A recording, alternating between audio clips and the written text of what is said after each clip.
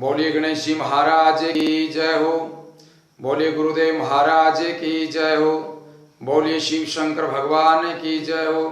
बोलिए विष्णु भगवान की जय हो। बोलिए सियापति रामचंद्र भगवान की जय हो। बोलिए संकट मोचन बालाजी महाराज की जय हो। आज एकादशी का दिन है और इस दिन एकादशी का व्रत किया जाता है। सभी से प्रार्थना है कि इस चैनल को रामायण बबलू पंडित जी के नाम से जो चैनल है इसे सब्सक्राइब करें और शेयर करें। सबसे पहले कोई भी व्रत करें, कथा करें, उसमें संकल्प किया जाता है। हाथ में अक्षत, पुष्प, जल, दक्षिणा लेकर के संकल्प करें। ओम श्री विष्णुवे नमः, ओम श्री विष्णुवे नमः, ओम श्री विष्णुवे नमः। उसके बाद अपना जिला, गांव, गोत्र, नाम और अपनी इच्छा भगवान से अर्पण करें कि हे विष्णु भगवान, हम पुत्र प्राप्ति के लिए या किसी आत्मा की शांति के लिए या किसी कार्य की सिद्धि के लिए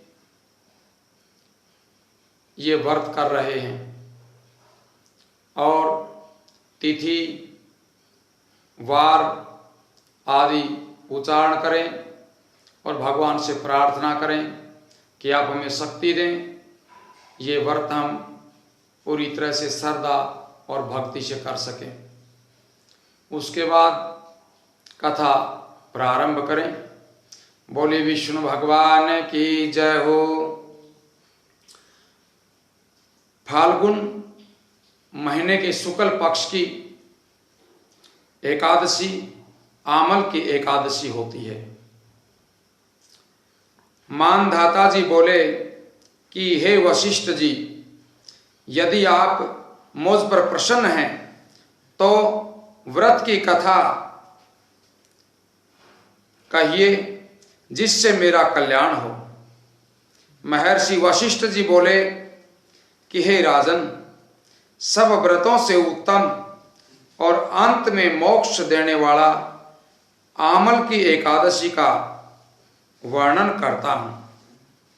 यह फाल्गुन महीने के शुक्ल पक्ष की एकादशी है। इस व्रत के फल से समस्त पाप नष्ट हो जाते हैं। इस व्रत का पुण्य 1000 गौ दान करने के फल के बराबर बताया गया है।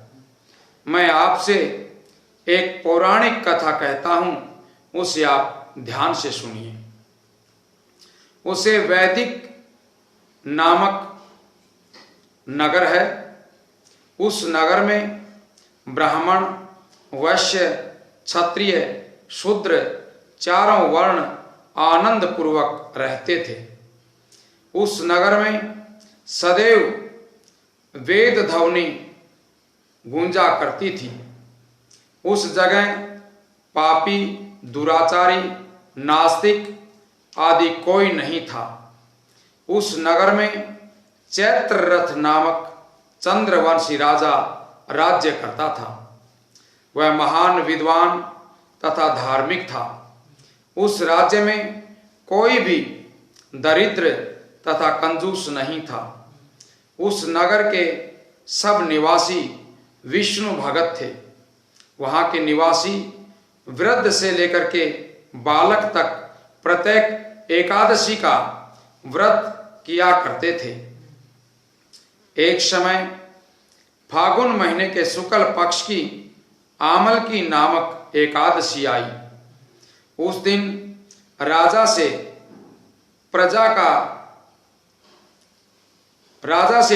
तक, बूढ़े से बालक तक सब ने खुशी के साथ उस एकादशी का व्रत किया।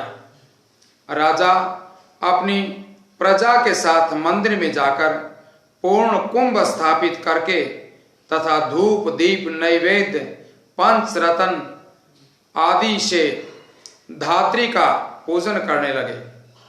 वे सब धात्री की इस प्रकार स्तुति करने लगे कि हे धात्री, तुम ब्रह्म स्वरूप हो, तुम ब्रह्मा जी द्वारा उत्पन्न हो और समस्त पापों को नष्ट करने वाली हो।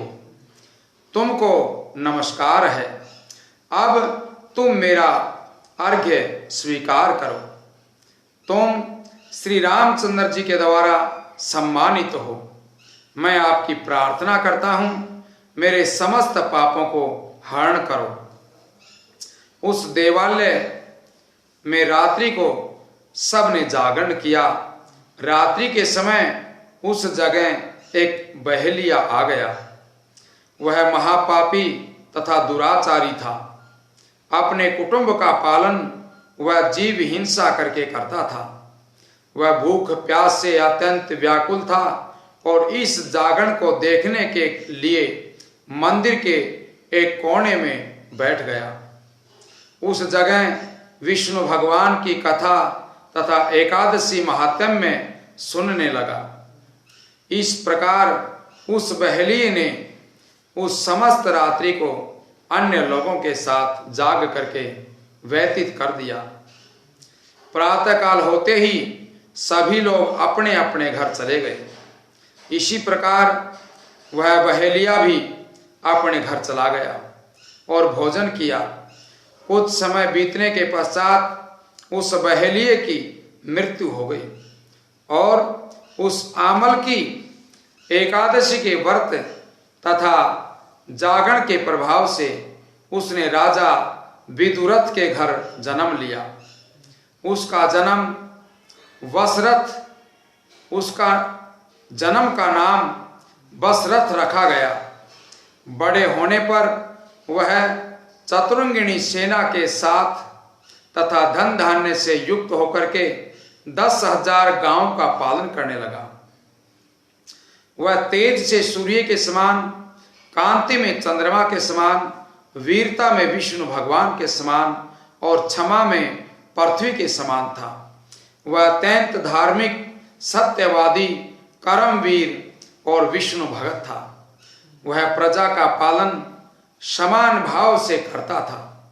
वह सदैव यज्ञ क्रिया किया करता था। दान देना उसका नित्य का कार्य था। एक दिन वह राजा शिकार खेलने के लिए गया। देव योग से रास्ते में वह पहुंच गया, रास्ता भूल गया और दिशा ज्ञान न होने के कारण उसी वन में एक वृक्ष के नीचे सो गया। उसी समय पहाड़ी मलेच्छ वहां आए और राजा को अकेला देखकर उस पर मारो मारो का शब्द करके टूट पड़े। वह मलेच्छ कहने लगे कि इसी दुष्ट राजा ने हमारे माता पिता, पुत्र पौत्र आदि संबंधियों को मारा है तथा देश से निकाल दिया, इसलिए इसे अब अवश्य मारना चाहिए। ऐसा कहकर वह मलेच्छ राजा को मारने के लिए दौड़े और उस पर अस्त्र शस्त्र का प्रहार करने लगे। उनके अस्त्र शस्त्र राजा के शरीर पर गिरते ही नष्ट हो जाते और उसको पुष्पों के समान मालूम होते हैं। उन मलेच्छों के अस्त्र शस्त्र उन पर उल्टा प्रहार करने लगे, जिससे वे मूर्छित होकर के गिर गए। उस समय राजा के शरीर से एक दिव्य सी स्त्री प्रकट हुई।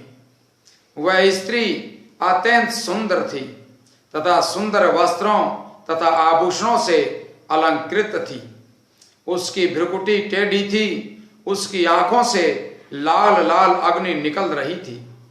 वह उस समय दूसरे काल के समान मालूम होती थी। वह मलेच्छों को मारने दौड़ी और समस्त मलेच्छों को काल के गाल में पहुंचा दिया। जब राजा जगा तब इन मलेच्छों को मरा हुआ देख करके सोचने लगा कि इन शत्रुओं को किसने मारा है। मेरा इस वन में कौन हितैषी रहता है। जब वह राजा ऐसा विचार कर रहा था तभी आकाशवाणी हुई और कहने लगी कि हे राजन, इस संसार में तेरी विष्णु भगवान के अतिरिक्त कौन रक्षा कर सकता है।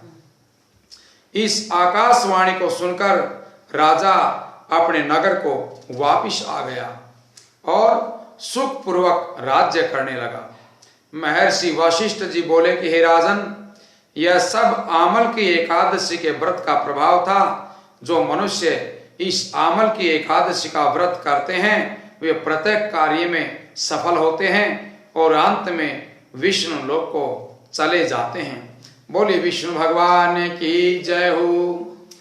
अब कथा में जो कलश जल का लिया गया था उसे लेकर के सूर्य नारायण को अर्घ्य दें और दूसरे दिन सुबह नहा धो करके सूर्य नारायण भगवान को अर्घ्य दे करके अपने व्रत को खोलें, व्रत का पारण करें।